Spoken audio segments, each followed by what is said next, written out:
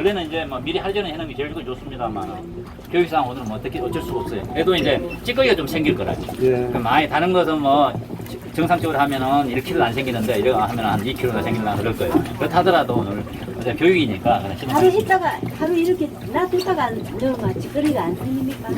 그래도 돌가루는 돌가루니까 조금이라도 전혀 안 생긴 건 아니에요. 같이 들어가요.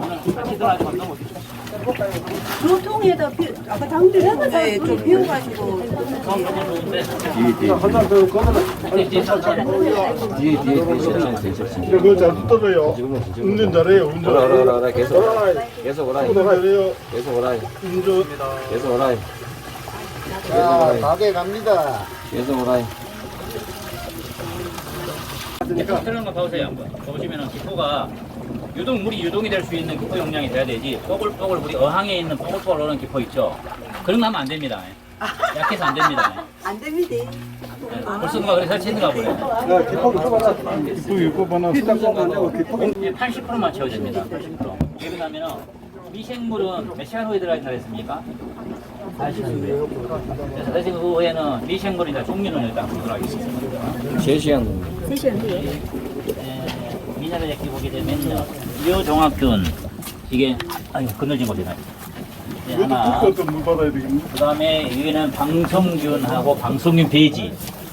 그 다음에 실수했다. 물도 그만 넣고 있어. 아까 해초가루를 같이 넣게 되는데 해초가루가 왜 들어가게 되냐면요. 해초가루에는 옥신, 지벨린, 사이토킨, 생장 호르몬이 들어있어요. 그래서 요거 영양제는 전부 다 해초가루예요. 이 제일 중요한 거. 네, 이거 녹여서 넣어야 되는데 다시마 가루 해라. 그 통에다 같이 녹여서 넣겠습니다. 해초가루 녹일 때 주의해야 될 게 뭐냐면요. 이게 우리가 미역국을 끓여 먹게 되면은 미역국을 끓여가지고 계속 재탕 하게 되면 끈적끈적이 생기죠. 그게 왜 그러냐면은 거기에 요오드라는 성분이 있어요. 요오드라는 것은 피를 빨리 응고시켜주고 피를 멈추게 하는 그런 성질을 가지고 있어요. 그래서 산모들이 미역국을 끓여 먹는 이유가 그 때문에 그렇습니다. 그래서 지금 내 말을 하나한테 넘네. 그래서 요오드 성분이라는 게 끈적끈적한 성분이잖아요. 끈적끈적한 성분이기 때문에 이게 뭉치는 현기가 있어요. 뭉치는 성질이. 그래서 이걸 녹일 때는 조금씩 부어가면서 흩뿌려가면서 저어줘야만 뭉치는 현상이 없는데 이렇게 부어버리면 뭉쳐. 지들끼리. 네. 말하고 있는 놈겠네. 그래서 일단 적읍시다. 갱이로. 일단 갱이. 네, 갱이. 안 돼. 갱이 돼. 갱이를 갱이. 네. 나중에 이제 이렇게 녹인 것은 발효시키고 난 뒤에 보면은 까만 것들이 좀 흔적이 많이 돼요. 이게 아무리 잘 녹여도 네, 공부가 돼야지 밑에 좀 흔적이 돼요. 이 해초가 여기는 이제 다시마입니다. 다시마에 있는 산소를 제거시켜서 CO2화 시켜서 하늘로 날려버려야만이 수용성으로 바뀝니다. 그래서 우리가 해초가루를 건조시키고 말려가지고 머리 따뜻하게 하면은 이게 처음엔 떠요. 떴다가 잘 가라앉아요. 제가 이제 저희 농장에서 하고 있는 게 스테비아를 재배하고 있거든요. 방금 전에도 우리 집사람이 전화 와가지고 뭐라 하냐면은 스테비아를 이제 자기도 커피 타면서 좀 타서 먹었대요. 설탕 대신에. 스테비아를 탁 타봤더니 아주 미세하게 가라앉는데도 불구하고 찌꺼기가 있는 거예요. 그래서 유기물은 어쩔 수가 없는 거예요. 유기물은 유기라는 게 오게닉이라는 게 여기는 찌꺼기 계통들이거든요. 그게 남아 있을 수가 없어요. 뿐이 없어요. 그러면 이제 이게 그 유기물을 제거시키는 방법이 유기물이 생성됐을 때 그 원료가 뭐냐면요. 공중에는 CO2입니다. CO2가 유기물로 전환이 돼요. 그래서 이것을 다시 또 태워서 CO2로 전환을 날려보내버려야만이 순수 유기물이 없고 무기물로 전환이 됩니다. 무기물로. 그러면 이제 이 상태는 이제 태워서 CO2를 날렸기 때문에 무기물이 된 상태예요. 무기물이 되면서 수 끓는 방식을 통하다 보니까 산소가 많이 들어가면 잿가루가 되어버리고 산소를 적절하게 조절을 하게 되면은 탄화가 되면서 CO2는 날아가고 새카맣게 돼요. 이 새카맣게. 네, 그런데 냄새를 맡아보면 해초 냄새가 납니다. 해초가루. 이렇게 하면 돼요. 네, 이렇게 하시면 됩니다. 좀 멈췄다가. 네. 원래는 그 목표 이렇게 같이 녹여요. 그냥 다음에는 녹이실 때, 제가 이제 깜빡 잊고 잊었었는데, 녹일 때, 목초에다가 펄사 놓고 녹일 때 해초가루도 같이 넣어서 녹이는 게 더 좋습니다. 똑똑똑똑. 네, 같이 넣고. 그 돌가루. 네. 같이 넣는 거예요? 네. 그러니까 처음에 목초액 먼저 붓고 그 다음에 펄백산 넣고 저어주고 그 다음에 해초가루 넣고 저어서 녹인 상태에서 맥반석을 한 바가지씩 넣으면서 올리게 된다. 이렇게 해도 뭐 상관은 없습니다만 그게 더 효율적인 방법입니다. 아까 목초액에 이제 펄백산 넣는 건 여기 목초액에 펄백산 유기산을 보충해 준다는 뜻 아닙니까? 그렇죠. 이제 목초액에는 유기산이 230여가 있다 하시는데 우리가 목초액을 어떻게 만드냐면요. 만드는 공정이 우리가 겨울에 난로에 장작불을 떼잖아요. 그런 장작불이 이렇게 연통으로 올라가는데 연통 안에는 뜨거운 연기가 나가고 연통 밖에는 차갑잖아요. 이게 저온과 고온이 부딪히면은 연통 바깥에서 이게 고온과 저온이 부딪혀요. 그럼 물방울이 형성이 됩니다. 물방울이 타고 우리가 연통 보면 물방울이 똑똑똑똑 떨어지는 거 봤을 거예요. 그죠? 그 떨어지는 물을 받아요. 받게 되면 세계층이 형성됩니다. 원래 이게 목초액을 많이 받기 위해서는 연통을 일직선으로 하는 게 아니고 U자식으로 굽여서 연통을 만들어요. 그러면은 더 많이 생겨요. 많이 떨어집니다.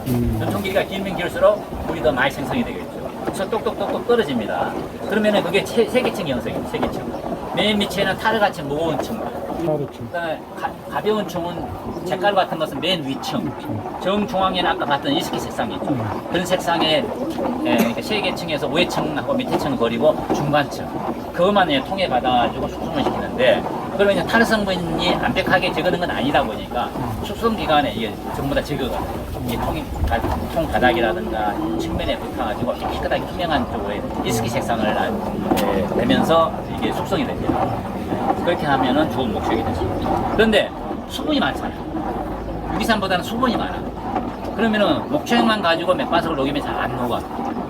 그래서 유기산이 펄백산을 더 추가시키고 이렇게 맥반석을 저어줘야만이 잘 녹는단 말이에요. 그 다음에 또 유기산이 한 역할이 여러 가지 역할을 하잖아요. 펄백산 전번에 교육받을 책에도 나와 있습니다. 펄백산이 어디에 효과가 좋은지 쭉 나열되어 있을 겁니다. 유미생물 활성화시키고 비료흡수를 증가시키고 또 물질의 분해를 잘 시키고 강물질, 땅에 있는 강물질을 분해시키고 그런 여러 가지 기작이 있잖아요. 그래서 펄백산, 어떤 사람들은 펄백산을 두 개 넣는 것을 4개씩 5개 넣으신 분도 있어요. 효과를 보신 분들은 펄백산을 좀 더 많이 넣으니까 더 좋더라. 그래서 많이 넣으신 분들 많이 있어요. 그럼 땅에 들어가면 어떻습니까? 땅에 강물질이잖아요. 이 강물질을 이게 수용성 강물질을 전환시켜줄 기능을 할 거 아니에요. 그럼 미네랄 흡수력이 좋아질 거 아닙니까? 그죠? 그런 기능을 하기 때문에 좀 많이 넣은 사람들 많이 넣고 있습니다. 식구가 많이 있나요? 조금 있어요. 좀 번갈아 가면서 하겠습니다. 좀 저어주시고요. 그 다음에 이제 두 번째 미생물을 여기 봤습니다만, 그 다음에 우리가 이건 이스트입니다. 이스트. 제가 이스트를 오픈해 한번 볼까요? 이스트 오픈해가지고 가위 놔두고 있습니다. 서랍에 있는데 여기 서랍에 맨 위에 서랍에 가 있어요. 다 됐어요. 됐습니다. 자, 이스트가 어떤 상태냐면은 이게 아주 미세한 분말가루 상태입니다. 이게 이 상태인데 여러분들이 혹시나 의심스러울까 싶어서 제가 한번 먹어보겠습니다. 이거는요, 식품 첨가물입니다. 식품 첨가물로 되어 있습니다. 그래서 이 식품 첨가물을 먹어도 되는 건데, 이걸 먹게 되면 여러분들 어떤 생각이 나냐면요, 딱 먹으면 야, 옛날 생각이 나네 하는 생각이 들 거예요. 옛날에 우리가 배고플 때 먹었던 거 있잖아요. 우리 단백질이 부족해가지고 건강에 나빠지기 때문에 단백질 보충 차원에서 막 이것을 전 국민들한테 어린애들한테 많이 보고 그랬습니다. 그거 생각나죠, 어머니? 혹시? 맛보시면 아마 그때 그것이라 맛보시면 그 맛이다. 원기서 보세요. 맞습니다. 원기소입니다. 원기소. 맛있다. 옛날에 원기소를 드셨던 분들은 아마 원기쇼 생각이 날 거예요. 쌈네요. 네, 맞아요. 네. 옛날에 저도 원기소를 먹는데 우리 어머님이 다락방 했다가 숨겨놨었는데 그거 먹으려고 훔쳐 먹으려다 다락방에서 떨어진 경우도 있었습니다. 자, 이게 이제 두 개가